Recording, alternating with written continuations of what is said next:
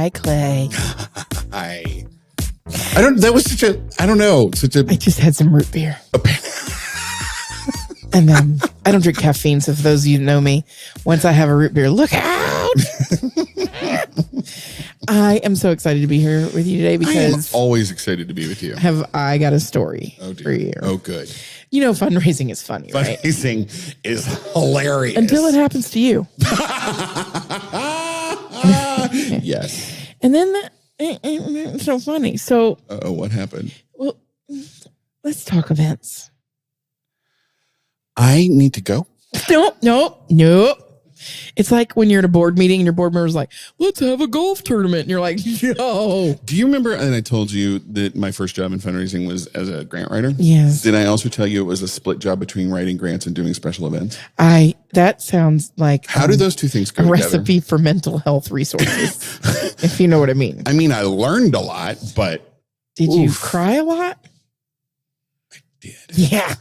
I did. I've done many events and in my career, so I want to tell you this story, and this is like true confessions, you know, I've told this story, I think 5 or 6 times, public, privately, and then at a bar many times. Okay. Because, you know, that's kind of this podcast. We're at a bar, you're a fundraiser. Yeah. You know, you can have root beer. You don't have to be drinking to be at a bar. We're at a social gathering. Eating wangs. Whether it's snacks. Exactly. Right. We're in a social space. Yes. And we're telling like our best fundraising stories because that happens, right? Like you guys are not going to believe this. So. Right. And nobody understands that like other fundraisers do. God.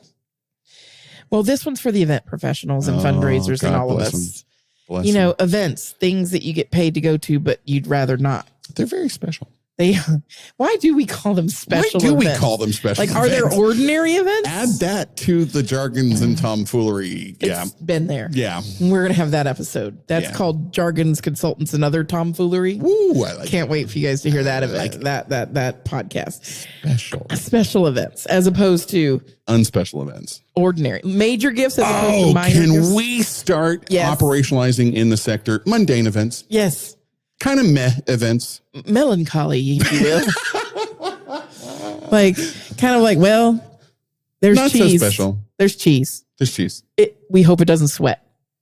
Oh, yeah. So speaking of sweaty cheese, I have this event and I didn't have it. Of course, the institution that I was working for did. And it was to open the president's home. The donors had stepped up and there was no home on campus for the president at the time. And so they built, of course, amazing mansion. Of course. And half of it was entertaining space and the other half was refrigerators, I felt like. There were so many beautiful refrigerators in that home. And we opened the home on a beautiful day and we invited all the top donors, of course. And one of my favorite donors came to the event and she came to every event. I mean, she came to the opening of a barn door if you'd have one because she loved free food. I mean, now she was a wonderful woman. Her name was Betty and very generous, but at her age didn't really have much, like her social life was going to charity events basically and, you know, drinking at 3 p.m. because I've met Betty many times in many different cities. Now, Betty had this. love her. She 2 passions, red lipstick, red nails, charity, 3 passions, and chocolate cake. I like Betty. Betty's a kick-ass woman. Yeah. Right? She gave money away. She ate chocolate cake and she had red fingernails and lipstick. I kind of sort of want to be Betty. Sometimes it was on her teeth. Okay. Yeah. Yep. I know Betty. So Betty lived at the local assisted living place. And they always came over to our events because right. So Betty came to the opening of the president's home, and I had to come up with a gift for everyone who came through the doors. I don't know why we give stuff away at events because we've already fed you and drank you. But there's this weird, stupid culture of also giving things away. Well, I'm really opposed to it. However, that's not what we're talking about. So I decided that since we were opening a home and one of the things you want in a home is for it to smell good, I went and had a local person custom make potpourri. Okay. And we were in Florida, so it had like orange rinds and cinnamon sticks and palm bark. And I love it when you say Florida and your Southern accent slips out. All right, I'll work on that. No, don't. It's beautiful. I'm from South Carolina. So, and Georgia. And, all right, long story. Yeah. Anyway, so I had this beautiful potpourri made, scents of orange blossom, beautiful stuff. And I had a clear cello bag wrapped with a beautiful bow, and everybody who came was going to leave with potpourri from their home. So their home would smell like the president's home. I love that. Actually, if you're going to give something away, that's a really lovely thing. Right. It's consumable in terms of, like it'll go into your home. And I stole the idea because at Ritz-Carlton's, each Ritz-Carlton in the world has a signature scent. And you can buy a candle in that Ritz-Carlton of their signature scent and burn it in your home. Not burn your home, but, well, if you want to live in the Ritz-Carlton, it's a good way. But burn it in your home, and then your home will smell like Ritz-Carlton, and you'll think you're fancy. I mean, I'm just happy when my home smells close to like a DoubleTree for the cookies. But okay, I'll take your word on the Ritz. I'm the fancy girl sometimes. Yeah, no. So I mean, Hilton Garden Inns, trust me, do not have their own signature. Well, some of them do. Motel 6 has a signature scent. I'll tell you that. Yeah. Leave that light on. Leave that light on. Woo, doggy. So I have the potpourri. I have it all prepackaged. I had some left over. So I went to the caterer and said, hey, can you give me one of those silver bowls you have? No. And I put it in the silver bowl and put it out and around the home so that it would make the home smell good, of course. So fast forward 45 minutes into the event, I look over and see my vice president, big boss, meaning boss. And she is pale gray. Now, the normal look of the woman is not pale gray. She's a beautiful Southern belle, steel magnolia, the best vice president I ever had. She made fundraising amazing, blah, blah, blah. I love the woman. She's pale gray and she's staring, concerned. And I'm like, oh God. So I follow her gaze and I see Betty and I'm thrilled. Standing at one of my potpourri troughs. Troughs? No. Yes. No. Yes. Tell me she didn't. She did. She had grabbed the potpourri. No. Like I grab Muddy Buddies. Muddy Buddies, Puppy Chow. Yeah. And she was popping it back. No. Like it was movie theater popcorn and she was watching Tom Cruise in, Mission Impossible. Was that... okay, so you mentioned... Crunch a muncher. Oh, do you remember that Munch and Crunch? Oh, Crunch and Munch. Moose Munch? Moose With Munch. snacks. We could get distracted by snacks. So there is Betty knocking back potpourri like it is honey roasted peanuts. Was this the kind of potpourri that had like the little dried flower leaves and stuff like that? I had it custom made. It had orange rind in it. That was the mistake. Well, I mean, I can see orange rind, but like, how do you look at a bowl full of like dried rose petals? Maybe her vision was going, Clay, be kind. Okay. So Betty is crunch munching. My vice president is dying. And I'm like, well, I'm fired because the big donor's eating potpourri at my event. This could end my career. I'm, a year removed from working at Disney World. They're going to send me back to the rat. I mean, working at Disney World is not a bad thing. No, but they're going to send me back to the rat. Do you know how hot it is? Yeah. At Disney World? Outside? They're going to make me work outside again. So Betty is there crunch munching. I immediately take action. I didn't run away. That was the immediate reaction I wanted. I walk over to Betty and I'm like, well, hello. Isn't it wonderful to see you? She's whacking away. Gin and tonic in one hand, potpourri in the other. This is a lovely event, Lynn. Blah, blah, blah, blah, blah. Betty, do you know what? No, tell me. I have chocolate cake. I knew how much Betty loved our caterer's chocolate cake. And she had lipstick and potpourri in her teeth. And I thought, I've got to get this woman away from this bowl of potpourri. So I distract her and I say, come with me. There's chocolate cake. Well, the dessert hasn't been put out yet. No, but Betty, I'm going to sneak you a piece before anyone else. You got to know the way to your donor's hearts. Well, yeah. So I immediately drag Betty, not cordially, not nicely, but basically I've got the firm grip on her arm that your mom had at the supermarket when you did something bad. I know that grip. Yep. And I'm like, come with me, Betty. But I really didn't. But I was like, please come with me, Betty. So Betty and I go and I get her the biggest slice of chocolate cake I can find. Mm-hmm. And she's thrilled. Her gin and tonic is going down. The chocolate cake is going down. There's no more potpourri going down.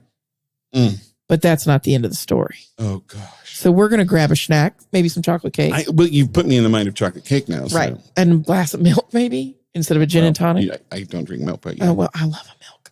So we'll be back and I'll finish the story and we'll talk about what it means for fundraising.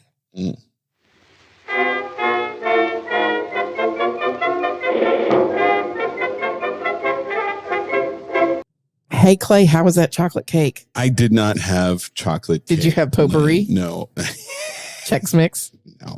No. My body is a temple. I had something very healthy and right. So Cheetos, puff Cheetos. You know me too well. Yes. So we're back and we're talking about funny things that happen at events. So catch up, my donor Betty has just eaten potpourri by the 2 handfuls. And now I've distracted her with chocolate cake because I know my donor and I know she likes chocolate cake. So that's a good thing. So then I go on, Betty is going to die watch for the rest of the event. And everywhere Betty goes, I go. I'm like right behind her, waiting for her to just keel over. Because who eats potpourri and survives? Well, again, I go back to, what was in the potpourri. But I don't know if they put like chemicals in it. Like, is there rat stuff or like formaldehyde or like, how do you make it smell good? I don't know. And make it stay smelling good. Right. For a while. I need to find this out now. But people are Googling. Okay, good. Right now, people are Googling the answer. Right. Like our audience is like, how do you make potpourri? How do you make potpourri? And then there's the other product, potpourri, which we're not bringing up this episode. Talk about that. There's one of those things that you never really think about. But you've had something embarrassing happening at your events, I'm sure. Like nothing like Betty eating potpourri.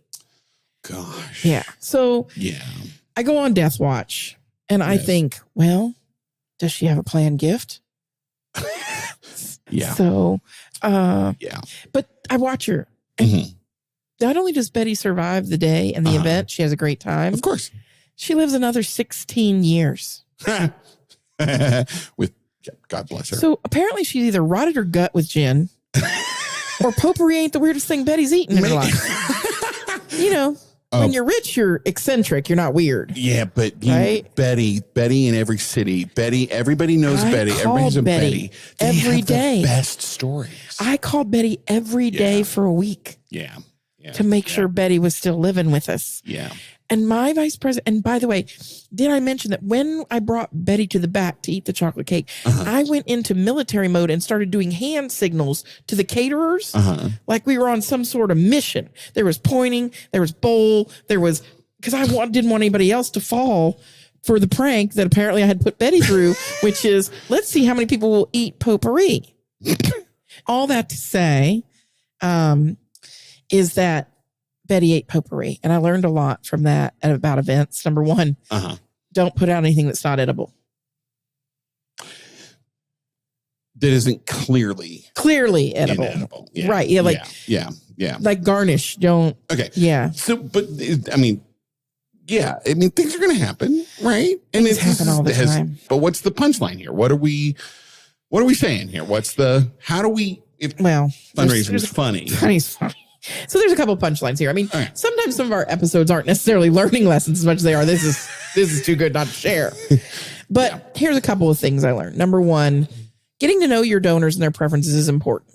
Yeah. I distracted her from the tree bark with the chocolate cake. Right? Yeah. So that's good. Yeah. So knowing that she had a preference. Yeah. Number two, stay calm when things go bad. Yeah. If your vice president turns gray, there's probably a reason. So go check that out. But stay calm. I've had a pot of shrimp roll down a hill. I've had all kinds of things happen during events.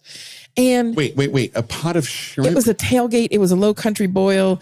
And it slid off the burner and rolled down a hill. I can't. I can't. I was mad about the shrimp being wasted. Well, yeah. I wanted to be like, running after it with a basket. But I also didn't want to get burned. I mean, I've had so many golf cart accidents. We can't. That's an episode unto itself. Lynn, golf cart driving. The other thing that I'm thinking of too is, clearly you were in tune with your VP. Yes. So there was part of you that's, running this event and you've got your eye on. Well, her satisfaction is my mission. Well, no, sure. But I think the point there too is, right, every staff member that's there has a role, has an understanding, expectations are clear, and you're so in sync that you can look up and just know something's off. We can take care of this without making a big fuss about it. Right. Rolling with the punches or rolling with the potpourri, as we say. Rolling with the potpourri. No, we're getting T-shirts. I like a pun. We're getting T-shirts. We're going to get T-shirts that say rolling with the shrimp boil.